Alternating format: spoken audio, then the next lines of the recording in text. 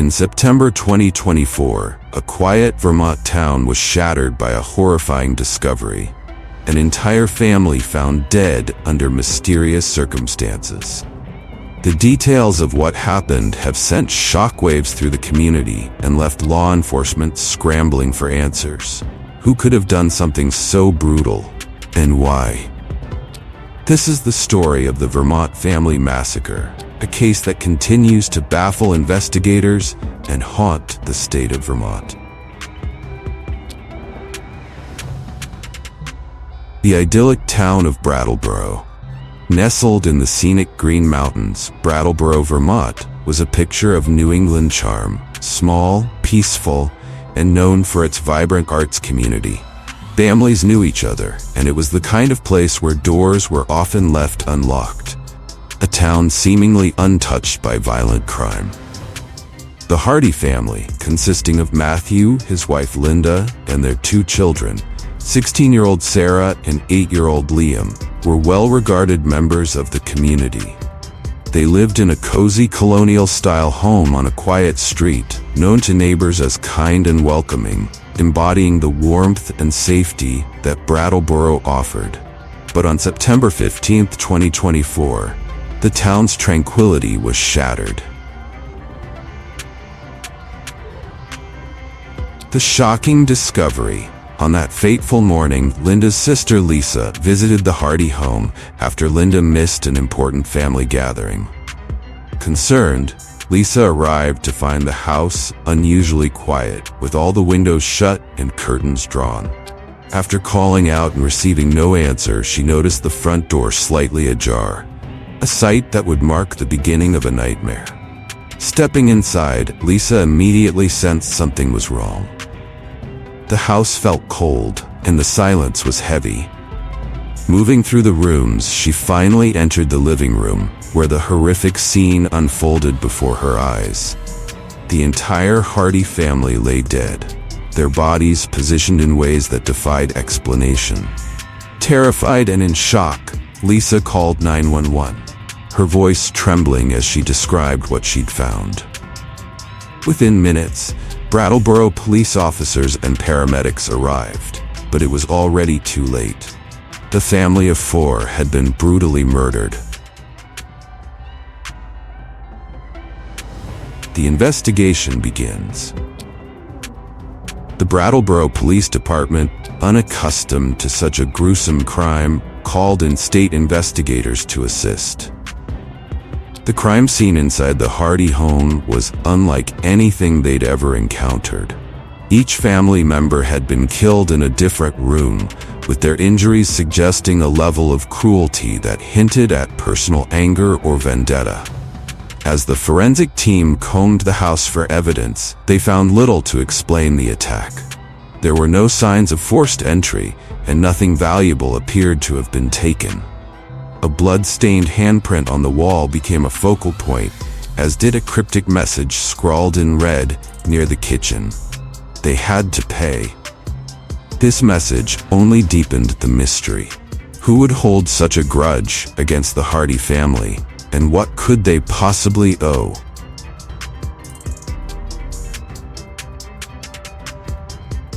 Theories emerge as news of the murders spread. Theories began to circulate within the community and online. People who knew the family couldn't fathom why anyone would want to harm them.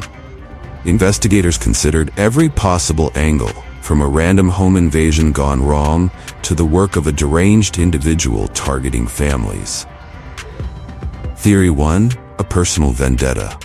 Investigators interviewed friends, neighbors, and co-workers, looking for anyone who might have had a grudge against Matthew or Linda. Both parents were known to be hardworking and friendly, making this theory seem unlikely. However, some suggested that Matthew's recent work in uncovering financial corruption at his company could have earned him dangerous enemies. Theory 2: cult activity. The chilling phrase, "they had to pay," sparked speculation of cult involvement. Vermont has a history of isolated groups with unusual beliefs, and some residents suggested that a fringe cult or gang could be responsible, especially given the ritualistic nature of the crime scene. Theory 3. Random act of violence. While rare in Brattleboro, the possibility of a random act of violence was considered. Could the Hardys have been targeted simply because their home looked inviting or isolated? This theory was the most terrifying for residents, as it suggested a killer was on the loose. Despite intense scrutiny, none of these theories provided concrete answers, leaving investigators with more questions than answers.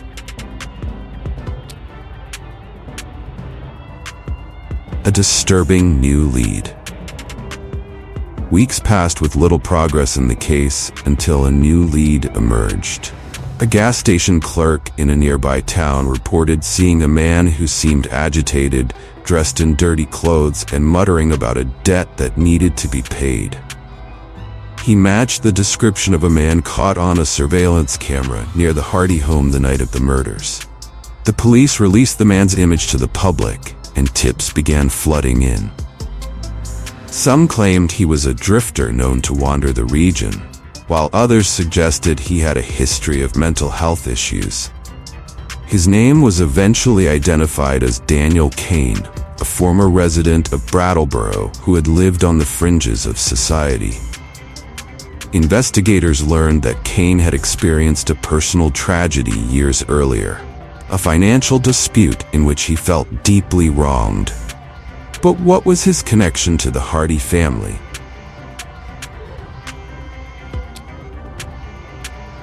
Uncovering connections.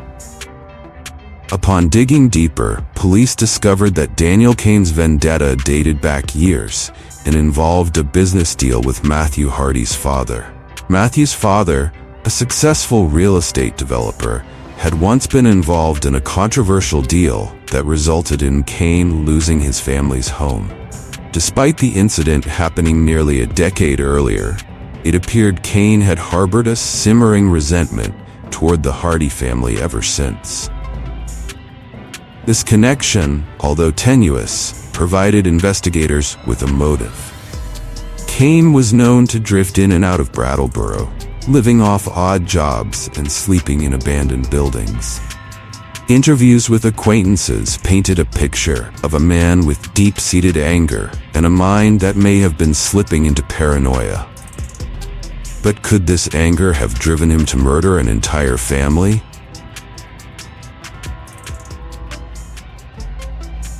The manhunt for Daniel Kane. With a prime suspect identified, law enforcement launched a manhunt for Daniel Kane. News outlets ran Kane's photograph, and officers canvassed nearby towns, warning residents to remain vigilant. In response, fear gripped Brattleboro, with many residents taking extra precautions, from installing security cameras to locking doors for the first time in years. After nearly a month of searching, Kane was finally located hiding in an abandoned cabin miles from town.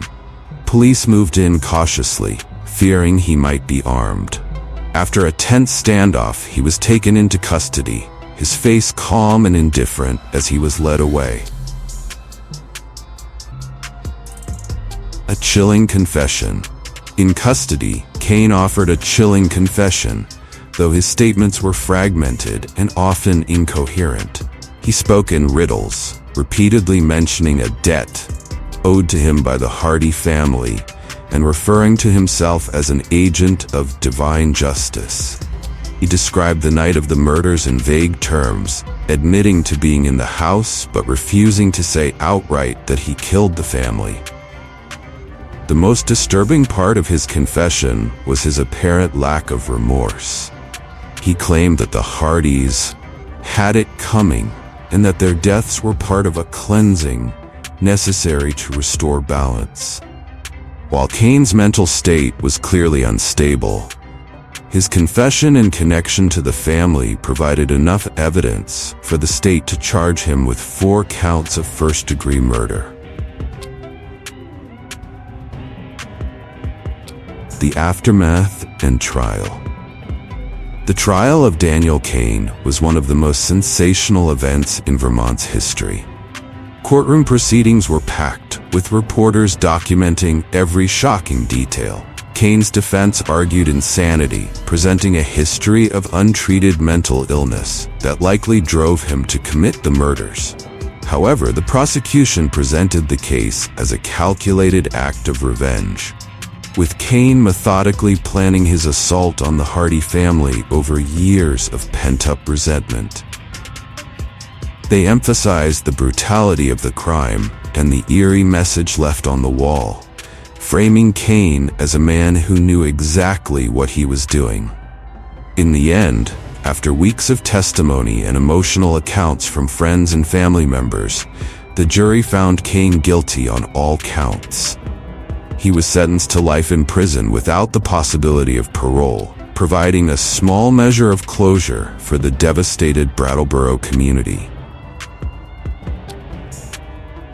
The legacy of the Vermont family massacre.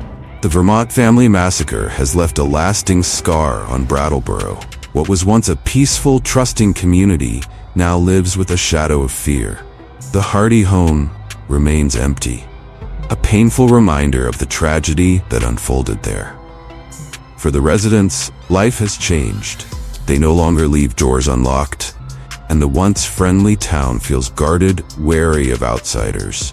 The Hardy family's tragic fate serves as a chilling reminder of the dangers of unresolved anger and the fragility of human connections. Their story continues to haunt the community, inspiring a collective resolve to remember and honor their memory. Thank you for watching this episode from Velours of the Past. If you enjoyed this journey into mystery and intrigue, don't forget to like, share, and subscribe to our channel. Make sure to turn on the notification bell so you'll be the first to know when our next tale from the past goes live.